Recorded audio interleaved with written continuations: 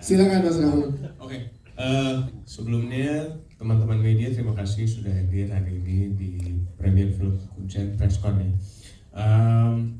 Pertanyaannya tadi soal kenapa kita pilih film Kuncen ya. Jadi skrip ini tuh kita dapat dari Mas Yose, our director yang bentar lagi hadir hopefully. Pas kita baca pertamanya, I didn't know Kuncen itu apa artinya. Tanyalah sama Fadi yang udah dekat banget sama hal-hal permistisan gitu. Terus dia bilang, Kuncen itu tuh orang yang jaga dunia gaib sama dunia kita.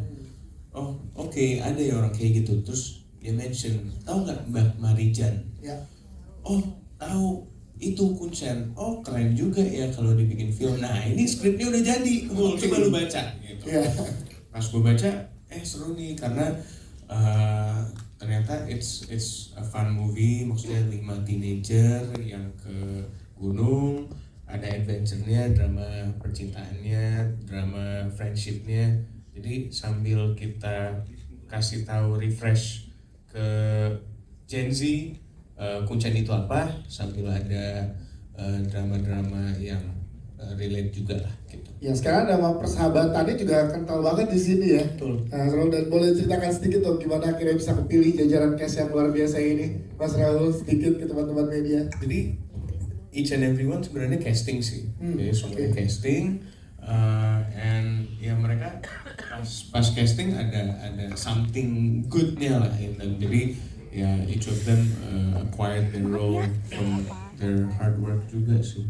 Yes, itu dia. Terima kasih, tepuk tangan dong untuk Mas Rahul. Ini tuh seperti tidak dianggap gitu. Jadi ada dan tidak ada, tapi penting banget perannya.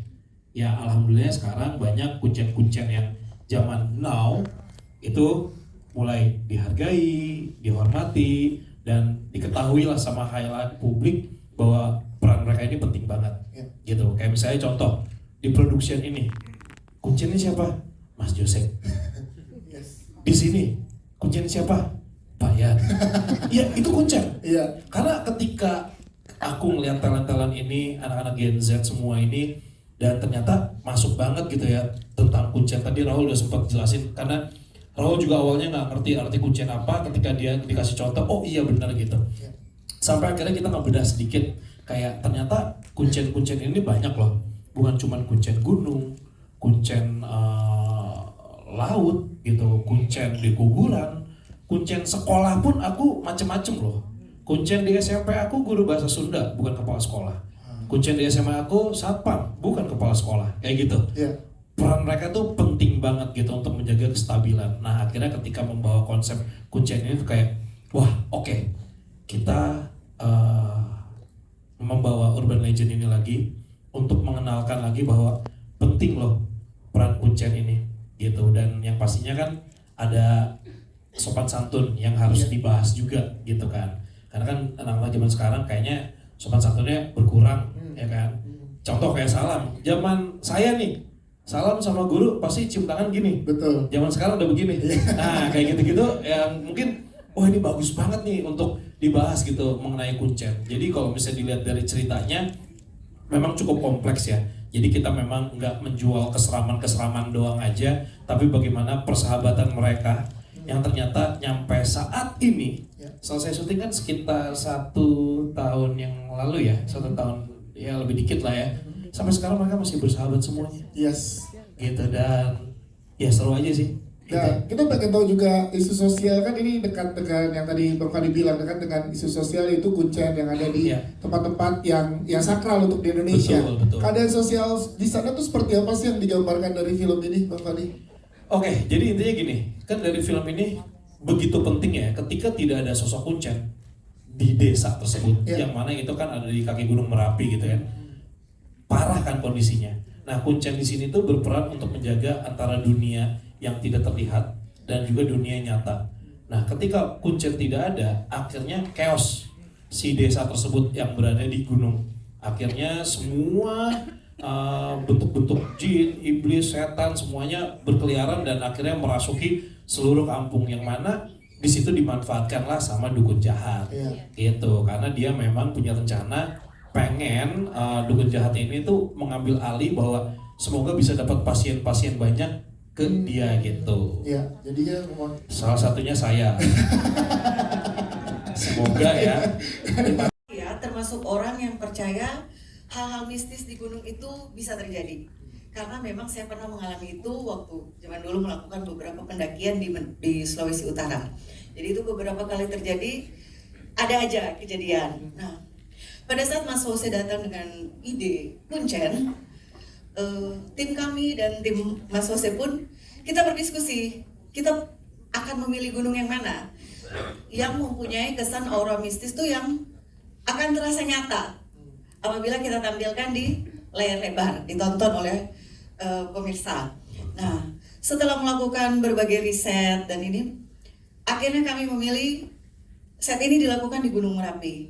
Karena memang seperti yang kita tahu, dan memang Gunung Merapi juga udah terkenal ya dengan aura-aura mistisnya. Dan kami pun mendiskusikan itu agar proses syuting nanti itu berjalan dengan lancar tanpa mengganggu keseimbangan di alam itu, di Gunung Merapi itu sendiri, tanpa mengganggu keseimbangan yang ada di situ, yang di dalam situ gitu. Nah, akhirnya firm, kita pilih set Gunung Merapi gitu. Dan itu akhirnya gimana tantangan pada saat produksi di sana, Bunda? Nah, tantangan pada saat produksi di sana mungkin ya itu yang awalnya kami diskusikan, karena kan kita tidak hanya membawa orang ke sana, kita membawa alat, semuanya kita harus diskusikan dan persiapkan dengan baik. Belum termasuk dengan misalnya kalau hujan. Nah, itu juga merupakan tantangan sendiri buat kami tim produksi dan terutama buat Mas Jose dan kru. Yes, tapi Gitu. ini bentuk totalitas dari sebuah produksi Betul benar-benar sekali. diadakan di sana ya. Tepuk tangan dong untuk Libreville. Terima kasih. Dari Mas Jose ya tadi ingin menunjukkan, maksudnya ingin memberitahukan betapa pentingnya sih seperti yang tadi Fadi sudah bicarakan, betapa pentingnya peran seorang kuncen itu pada saat tidak ada kuncen, ternyata kestabilan atau keseimbangannya itu berubah semua.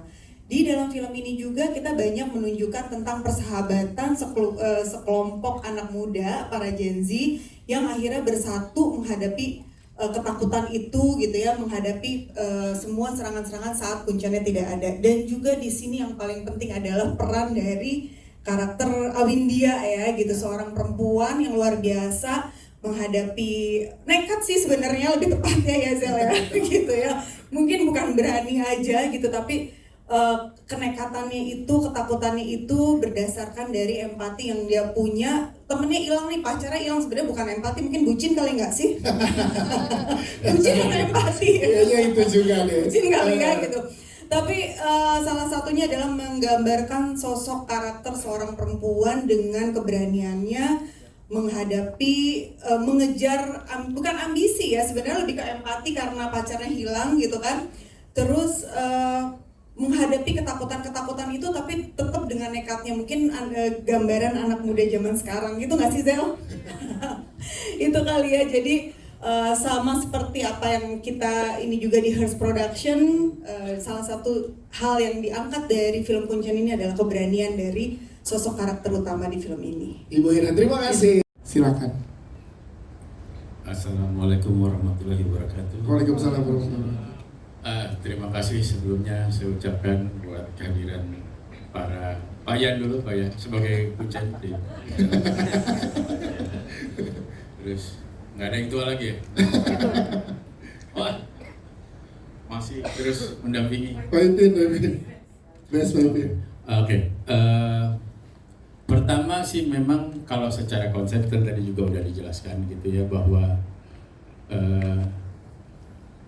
saya yang sudah melakukan banyak syutingan dan selalu pergi ke gunung, ke laut, ke danau, ke rumah-rumah tertentu gitu, kuburan dan segala macam, memang selalu ada kuncen dan kita memang sering berbicara, meminta izin dan segala macam.